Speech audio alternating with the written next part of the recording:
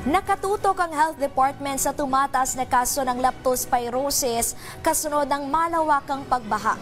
Ang sentro ng balita mula kay Noel Talakay. Live, Noel. Kenneth, dahil patuloy pa rin, nasa panahon pa rin tayo ng panahon ng tag-ulan at patuloy pa rin makakaranas ang ilang bahagi ng bansa ng pagbaha.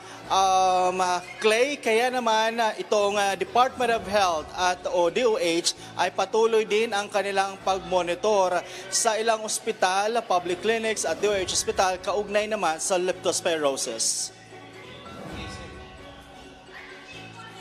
Tiniyak ng Department of Health o DOH na patuloy ang kanilang ginagawang pag-assess sa sitwasyon ng clinical, epidemiologic at logistic na mga ospital bilang tugon sa pagtaas ng kaso ng leptospirosis sa bansa matapos manalasa ang Bagyong Karina. Ayon sa DOH, isa sa mga ospital na kanilang minomonitor ngayon ay ang National Kidney and Transplant Institute o NKTI.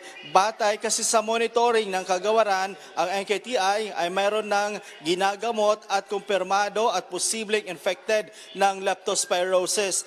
Batay sa tala ng DOH, mahigit 1,200 na ang bilang ng kaso ngayon ng nasabing sakit. Mahigit 130 naman ang mga nasawi. Patuloy din ang pagtaas ng leptospirosis cases sa 7 rehiyon ng bansa ayon yan sa monitoring ng kagawaran.